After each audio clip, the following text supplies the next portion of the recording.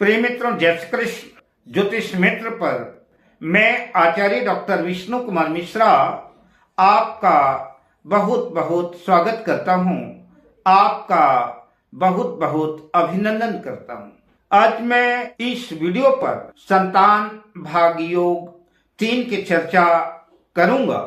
साथ ही ऐसे उपायों की भी चर्चा करूंगा जिन उपायों को अपना करके आप परमात्मा की कृपा से पुत्र प्राप्त कर सकते हैं। उन माताओं की गोद भर सकती है जो तमाम उपाय करके निराश हो चुकी हैं, थक चुकी हैं।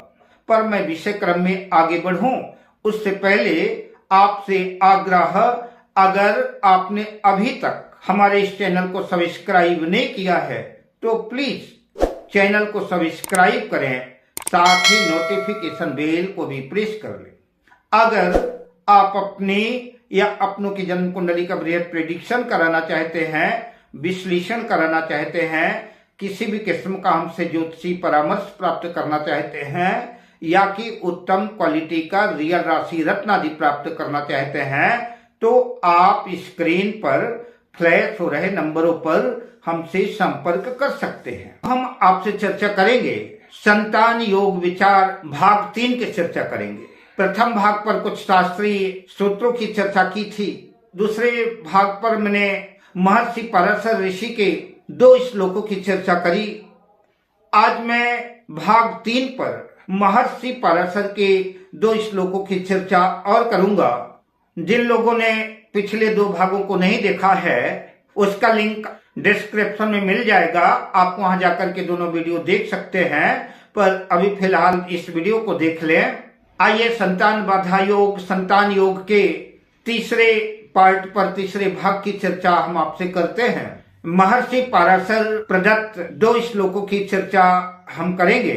साथ ही वीडियो के अंत में मैं महत्वपूर्ण उपायों की भी चर्चा आपसे करेंगे, जिन उपायों को अपना करके अपने जीवन को आप धन्य कर सकते हैं। परमात्मा की कृपा से, पूरी श्रद्धा से, पूरी निष्ठा से अगर इन उपायों को अपनाते हैं तो निश्चित रूप से जो है परमात्मा की कृपा बरसेगी और संतति सुख मिलेगा। विषय क्रम में प्रवेश करते हैं।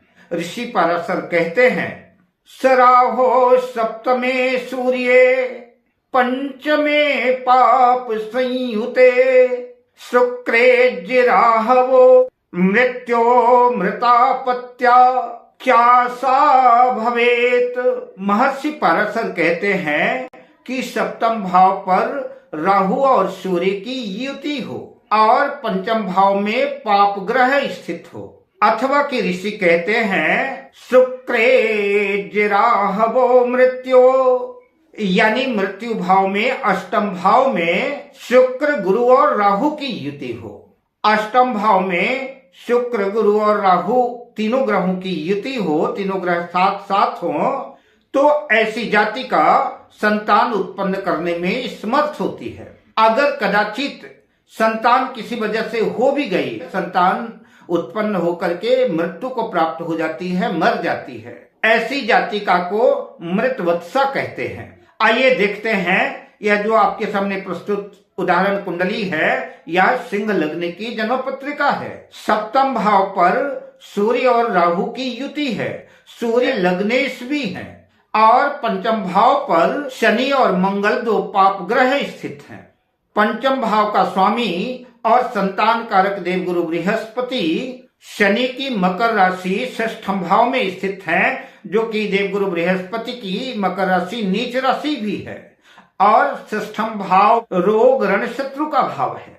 इस श्लोक के दूसरे भाग में कहा कि यदि अष्टम भाव में गुरु शुक्र और राहु स्थित हो, गुरु शुक्र राहु की युति हो, और पंचम भाव में क्रूर पाप ग्रह स्थित हो, तो ऐसी स्थिति में, ऐसी कंडीशन में भी स्त्री संतान सुख प्राप्त करने में कई बार समर्थ होती है और मृतवत्सा होती है, संतान होकर के मर जाती है, या कि मरी हुई संतान ही उत्पन्न होती है। आइए इसे भी एक उदाहरण कुंडली के द्वारा समझते चलते हैं। प्रस्तुत जन्म कुंडली जो है धनु लग्न की जन्म पत्रिका है। अष्टम भाव में गुरु शुक्र और राहु की युति है। यद्यपि पंचम भाव पर पंचमेश मंगल की दृष्टि है, आठवीं दृष्टि से मंगल पंचम भाव को देख रहा है, किंतु पंचम भाव पर मेष राशि में नीच का ग्रह शनि भी स्थित है। यद्यपि इस पत्रिका में बांझपन के लिए, गर्भपात एबॉर्शन के लिए अकेला शनि ही पर्याप्त है और कोई कारण देखने की जरूरत नहीं है। नीच का शनि अगर पंचम भाव में स्थित है तो संतान सुख नहीं मिल सकता। लेकिन इसके अतिरिक्त भी महर्षि पाराशर ने जो सूत्र बताए, तो देवगुरु बृहस्पति, राहु संतान के कारक देवगुरु बृहस्पति यद्यपि अपनी उच्च राशि में है, कर्क राशि में है, किंतु गुरु और शुक्र दोनों जो राहु केतु के पाप प्रभाव में है। अतः इस पत्रिका में संतान बाधा योग बन रहा है। अब मैं दूसरे सूत्र की अगले श्लोक की चर्चा आपसे करता हूँ। अगले श्लोक पर प्रवेश करते हैं। महर्षि पाराशर कहते हैं, शुक्रे वा अष्टमो सारौ सप्तमो वा कुजो भवेत शनिनां दृग युतो नारी गलद गर्भा प्रकीर्तिता। जन्म पत्रिका के अष्टम भाव में गुरु, शुक्र और मंगल स्थित हो, या कि मंगल सप्तम भाव में स्थित हो और शनि से दृष्ट हो, तो ऐसी स्त्री को गर्भपात हो जाता है, वार्षण हो जाता है, गर्भपात हो जाता है, संतति सुख नहीं मिल पाता। आप इस सूत्र को भी उदाहरण कुंडली के द्वारा समझ सकते हैं। मकर लग्न की जन्म पत्रिका है। मकर लग्न की जन्म पत्रिका में अष्टम भाव पर गुरु, शुक्र और मंगल तीनों ग्रह स्थित हैं। तीनों ग्रहों की युति है अष्टम भाव में। इस जन्म पत्रिका में शुक्र पंचमेश भी हैं, पंचम भाव के स्वामी भी हैं, और देवगुरु बृहस्पति संतान के नैसर्गिक कारक हैं, और मंगल महिलाओं में रजो धर्म का कारक है। इन तीनों ग्रहों की युति गुरु की, शुक्र की और मंगल की अष्टम भाव पर है। और ये तीनों ग्रह गुरु, शुक्र, मंगल शनि से दृष्ट भी है। शनि एकादश लाभ भाव में स्थित होकर के 10वीं दृष्टि से अष्टम भाव को देख रहा है, तो गुरु, शुक्र और मंगल जो है अष्टम भाव में 10वीं दृष्टि से शनि से दृष्ट भी है। इसी कुंडली से इस श्लोक के आधे भाग को भी समझ लेते हैं उदाहरण के द्वारा। पहले आधे श्लोक में तो बताया गया कि अष्टम भाव में गुरु, शुक्र और मंगल हो, लेकिन बाद में कहा कि ठीक है अष्टम भाव में गुरु और शुक्र हो, किंतु अगर मंगल सप्तम भाव में स्थित होता है तो भी संतान का सुख प्राप्त नहीं होता, संतान बाधा योग उत्पन्न होता है। मंगल सप्तम भाव में हो, शनि से दृष्ट हो, तो गर्भपात की स्थिति बनेगी।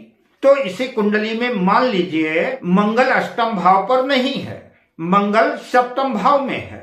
सप्तम भाव पर हमने मंगल लिख दिया और यहां से मैंने मंगल को हटा दिया अष्टम भाव से। अब शनि जो है एकादश भाव में ना होकर के लग्न में स्थित है, तो लग्न से शनि 7वीं दृष्टि से सप्तम भाव में स्थित मंगल को देखेगा। अथवा कि शनि पंचम भाव में स्थित है, तो पंचम भाव में स्थित होकर के शनि 3री दृष्टि से सप्तम भाव स्थित मंगल को देखेगा, या कि शनि जन्म पत्रिका के 10म भाव में जब स्थित होगा तो अपनी 10वीं दृष्टि से सप्तम भाव स्थित मंगल को देखेगा, तो मंगल शनि से दृष्ट हो गया। ऐसी कंडीशन भी बनती है, तब भी जो है संतान बाधा योग बनेगा। संतान होगी नहीं, अथवा होगी तो एबॉर्शन हो जाएगा, गर्भपात की स्थितियां बनेगी, संतान सुख प्राप्त करने में कठिनाई आएगी। आशा करता हूं मैं आपको समझाने में कामयाब रहा। अगर नहीं समझ में आया होगा तो फिर भी 2 बार, 4 बार, 5 बार वीडियो देखिएगा। निश्चित रूप से आशा करता हूं कि जिन लोगों को ज्योतिष का विशेष ज्ञान है उनको निश्चित रूप से ये बात समझ में आ जाएगी। अब आइए महत्वपूर्ण उपायों का जिक्र करता हूं, जिन उपायों को अगर आप पूरी श्रद्धा से, पूरे विश्वास से अपनाते हैं तो ईश्वर की कृपा बरसेगी और संतान बाधा दुर्योग जो है सुयोग में बदल जाएगा और संतान सुख की परमात्मा की कृपा से प्राप्ति हो सकती है। साथ ही मैं निवेदन करना चाहूंगा, अगर संतान बाधा योग उत्पन्न है, संतान जिन माताओं को, जिन बहनों को संतान की प्राप्ति नहीं हो पाई, मेहरबानी करके किसी योग्य ज्योतिषी से कंसल्ट करें, उनसे परामर्श लें, उनसे सलाह लें और उनके द्वारा बताए हुए उपायों को अपनाएं और साथ ही किसी योग्य डॉक्टर से भी परामर्श करें, योग्य डॉक्टर से भी संपर्क करें। यह दोनों संयोग अगर बनते हैं तो ईश्वर की कृपा से पूर्ण विश्वास करता हूं, आशा करता हूं कि आपकी गोद भर जाएगी और संतान सुख को प्राप्त होगा। ये जो मैं उपाय बताने जा रहा हूं यह अनुभूत उपाय है। कई लोगों पर हमने ये प्रयोग किए हैं, कई लोगों को मैंने ये उपाय बताए हैं और अधिकांशतः लोगों के फोन मेरे पास आए, मुझे सुखद समाचार आया, लोगों ने मुझे मिठाइयां भी बहुत से लोगों ने भेजी, उनको संतति की प्राप्ति हुई। मैं आशा करता हूं कि आपकी भी मनोकामना पूर्ण होगी और मनोकामना पूर्ण होने के बाद निश्चित रूप से आप हमको बताइएगा हमारी मनोकामनाएं पूर्ण हो गई। आइए उपाय क्रम में आगे बढ़ते हैं। हम जिस पहले उपाय की चर्चा कर रहा हूं तो श्रीमद् भागवत महापुराण के महात्म्य के 6ठे अध्याय 6ठम अध्याय के 52वें श्लोक पे लिखा है, मैंने कई लोगों पर यह प्रयोग किया है। अपुष्पा काक बंध्या चा बंध्याया चा मृतार्भका श्रवद गर्भा च या नारी तया श्राव्या प्रयत्नतः।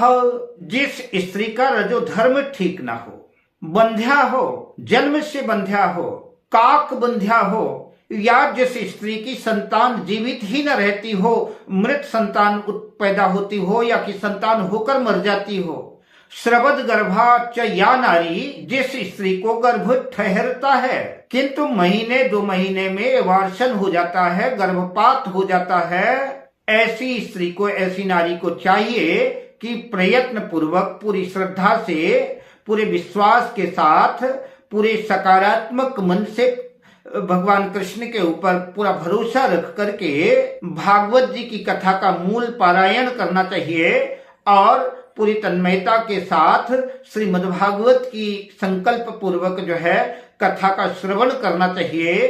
अगर वह ऐसा करती है तो भागवत महापुराण साक्षी है कि निश्चित रूप से उसकी मनोकामनाएं पूर्ण होंगी। जिन लोगों की आर्थिक स्थिति बहुत ज्यादा नहीं है, भागवत महापुराण का विशाल आयोजन नहीं कर सकते, कथा नहीं सुन सकते, वो लोग संक्षिप्त में किसी योग्य विद्वान को, ब्राह्मण देवता को बुला करके संकल्प पूर्वक संतत प्राप्ति के लिए भागवत जी का मूल पारायण भी करा सकते हैं। मूल पारायण करा करके भी संतान सुख का लाभ प्राप्त कर सकते हैं तो निश्चित रूप से उनकी मनोकामनाएं पूर्ण होगी।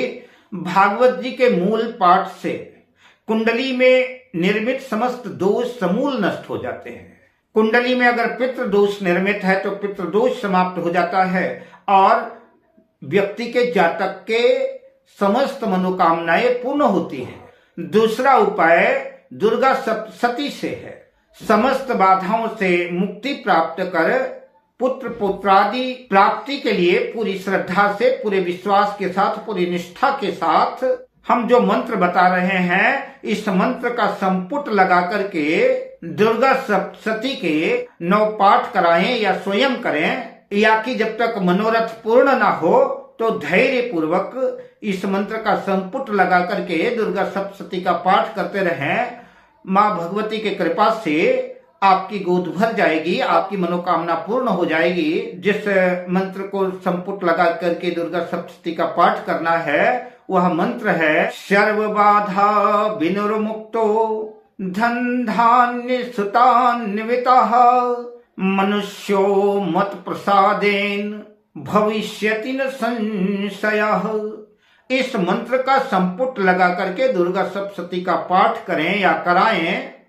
यह धर्म, अर्थ, काम और मोक्ष चारों पुरुषार्थों को प्रदान करने वाला अमोघ मंत्र है, सिद्ध मंत्र है। कई लोगों के द्वारा अनुभूत है, आजमाया हुआ है, प्रयोग किया हुआ है।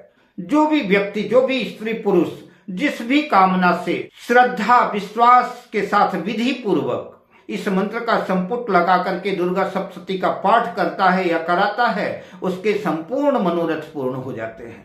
उसे उसी भावना और कामना के अनुसार उसको फल मिलता है। ये उपाय करते हैं अगर आप, तो निश्चित रूप से आपकी मनोकामना पूर्ण होगी, संतति की प्राप्ति होगी, संतान सुख मिलेगा, इस बात का अनुभव अगणित पुरुषों को प्रत्यक्ष हो चुका है। अब मैं आपसे लेता हूं विदा, मिलता हूं अगली वीडियो में शुभकामनाओं के साथ। जय श्री कृष्ण।